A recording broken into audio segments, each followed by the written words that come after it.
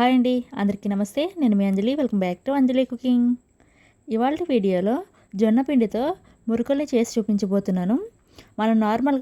మనం ఎప్పుడూ చేసే మురుకులకి జంతికలకి బియ్యపిండి శనగపిండితో చేస్తాం కదా. కానీ ఇప్పుడు నేను చూపించబోతున్న మురుకులకి బియ్యపిండి అవసరం లేదు, శనగపిండి అవసరం లేదు. అయినా కూడా చాలా రుచిగా క్రంచీగా ఉంటాయి. మరి ఇక అస్సలు ఆలస్యం చేయకుండా జొన్నపిండి మురుకుల్ని ఎలా చేసుకోవాలో చూసేయండి. అందుకోసం స్టవ్ మీద గిన్నె పెట్టి అందులో 1/2 లీటర్ దాకా నీళ్లు పోసుకొని ఈ నీళ్ళను తెరలకాగనివ్వండి. ఈ నీళ్లు కాగేలోపు మిగిలిన ప్రాసెస్ చేసుకుందామండి. నెక్స్ట్ పిండి కలపడానికి వీలుగా ఉండే గిన్నెను తీసుకొని అందులోకి 2 కప్పుల దాకా జొన్న పిండిని తీసుకోవాలి. 2 కప్పుల జొన్నపిండి కొలిచి తీసుకున్నాక ఈ పిండిని పక్కన ఉంచేసేయండి. నెక్స్ట్ మిక్సీ జార్ తీసుకొని అందులోకి ఒక అరకప్పు దాకా పుట్నాల పప్పును తీసుకోవాలి. మనం జొన్నపిండి ఏ కప్పుతో తీసుకున్నామో అదే కప్పుతో ఒక అరకప్పు దాకా పుట్నాల పప్పు తీసుకోవాలి. 1 టీ స్పూన్ దాకా ధనియాలు, 1/2 టీ స్పూన్ దాకా జీలకర్ర వేసుకొని ఫైన్ పౌడర్ లాగా గ్రైండ్ చేసుకోవాలి. సో ఇప్పుడు మీకు గ్రైండ్ చేసిన తర్వాత చూపిస్తున్నాను. ఈ విధంగా ఎక్కడా పలుకు అనేది లేకుండా మెత్తగా గ్రైండ్ చేసుకొని పక్కన ఉంచుకున్న జొన్నపిండిలోకి తీసుకోవాలి. ఇక్కడ నేనైతే మెత్తగా గ్రైండ్ చేసుకున్నాను కాబట్టి డైరెక్ట్గా తీసుకుంటున్నానండి. ఒకవేళ మీకు పలుకు అనేది ఉంది అని డౌట్ ఉంటే జల్లించేసుకొని తీసుకోండి. ఇప్పుడు ఇందులోకి రుచికి సరిపడా ఉప్పు నేనైతే 1/2 టీ స్పూన్ దాకా వేసాను.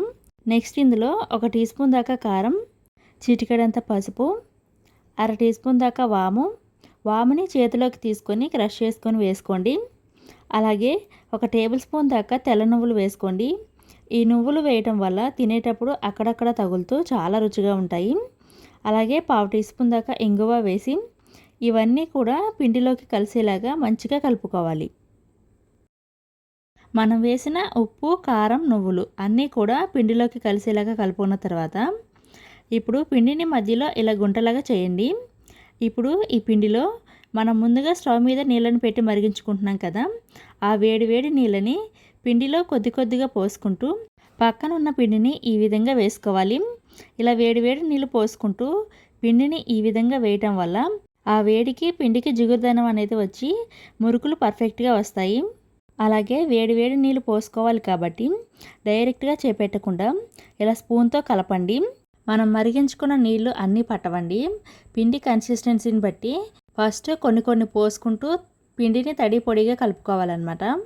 అలా తడి పొడిగా కలిపిన తర్వాత ఇప్పుడు ఈ పిండిని ముద్ద చేసుకోవాలి. సో ఇప్పుడు మనం చేత్తో కలిపేంత వేడి మాత్రమే ఉంటుంది కాబట్టి హ్యాపీగా చేత్తోనే పిండి ముద్ద చేసుకోవచ్చు అనమాట. సో ఇప్పుడు పిండి ముద్ద చేసుకున్న తర్వాత కూడా కన్సిస్టెన్సీని చూపిస్తాను. సో ఇప్పుడు చూడండి, చూసారు కదా, ఇలా కలుపుకోవాలన్నమాట. అయితే మనం పిండి కలుపుకోవడానికి నీళ్ళు ఇన్నే పడతాయనేమీ లేదండి. పిండి కన్సిస్టెన్సీకి తగ్గట్టుగా కొన్ని పోసుకుంటూ పిండిని ఈ విధంగా కలుపుకోవాలి. ఇక నేనైతే పిండి కలపడానికి 1/2 లీటర్ దాకా నీళ్లు మరిగించాను కదా. ఇప్పుడు చూడండి, ఈ నీళ్లు మాత్రమే మిగిలాయి అన్నమాట. ఈ నీళ్లు పక్కన ఉంచేసి ఇప్పుడు ఈ పిండి ఆరిపోకుండా మూత పెట్టి పక్కన ఉంచండి. నెక్స్ట్ మురుకుల గొట్టాన్ని తీసుకోండి. ఇక నేనైతే ఇలా స్టార్ ప్లేట్ని తీసుకున్నాను. మీరు ఇదే తీసుకోవాలని ఏమీ లేదండి, మీకు నచ్చిన హోల్స్ ఉన్న ప్లేట్ని తీసుకోండి. ఇప్పుడు ఈ మురుకుల గొట్టానికి పిండి అతుక్కోకుండా మురుకుల గొట్టం లోపల ఆయిల్ని గ్రీస్ చేసుకోవాలి.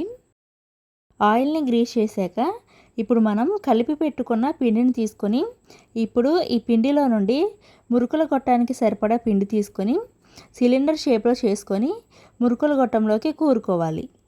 మురుకుల గొట్టానికి పిండి సరిపడా కూరుకున్న తర్వాత మూత కూడా పెట్టేసుకొని రెడీగా పక్కన ఉంచుకోవాలి. ఇప్పుడు మిగిలిన పిండి కూడా ఆరిపోకుండా మళ్ళీ ముద్దలాగా చేసుకొని మూత పెట్టేసి పక్కన ఉంచండి. ఇప్పుడు స్టవ్ మీద కడాయిని పెట్టి కడాయిలో డీప్ ఫ్రైకి సరిపడా ఆయిల్ని తీసుకొని వేడి చేసుకోవాలి. ఆయిల్ వేడయ్యాక మనం ముందుగానే మురుకుల గొట్టంలోకి కూరుకున్న పిండిని ఆయిల్లో ఒత్తుకోవాలి. ఒత్తుకొని ఫ్రై చేసుకోండి. ఇలా ఒత్తేటప్పుడు పిండి దానంతటా అదే విడిపోతుందండి. ఒకవేళ విడిపోకపోతే ఇలా చేత్తో కట్ చేసుకోండి. ఇలా కడాయికి సరిపడా ఒత్తుకున్న తర్వాత వీటిని మీడియం ఫ్లేమ్లోనే ఫ్రై చేసుకోవాలి. ఆయిల్లో ఒత్తిన వెంటనే కదపకుండా పిండి కొంచెం గట్టిపడిన తర్వాత గరిటెతో అటు ఇటు కదుపుతూ ఫ్రై చేసుకోవాలి. మనం ఆయిల్లో ఒత్తిన వెంటనే కదిపారనుకోండి, అవి పచ్చిగా ఉంటాయి కాబట్టి వెంటనే బ్రేక్ అయ్యే ఛాన్స్ ఉంటుంది. సో ఒక 2-3 నిమిషాలు ఆగి అప్పుడు అటు ఇటు తిప్పుకుంటూ ఈవెన్గా వేయించుకోండి. ఇలా ఆయిల్ పైన వచ్చే నురగ తగ్గిపోయేదాకా వేయించుకోవాలి. సో చూసారు కదా, ఇలా ఆయిల్ మీద వచ్చే నురగ తగ్గి కలర్ చేంజ్ అయ్యాక ఇవి ఫ్రై అయినట్టే కాబట్టి ఇప్పుడు వీటిని ఆయిల్లో నుండి తీసేసుకొని ఎక్స్ట్రా ఆయిల్ని డ్రైన్ చేసేసి పక్కకు తీసుకోండి. సో ఇదే విధంగా మిగిలిన పిండిని కూడా జంతికల గొట్టంలోకి తీసుకొని ఆయిల్లో ఒత్తుకొని మీడియం ఫ్లేమ్లో ఫ్రై చేసుకొని తీసుకోండి. ఇక నేను తీసుకున్న ఇంగ్రీడియంట్స్ క్వాంటిటీ అంతా కూడా అన్నీ కూడా కరెక్ట్గా సరిపోయాయి.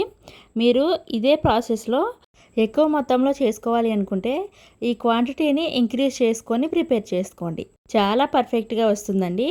సో మీరు కూడా మీ ఇంట్లో తప్పకుండా ట్రై చేయండి.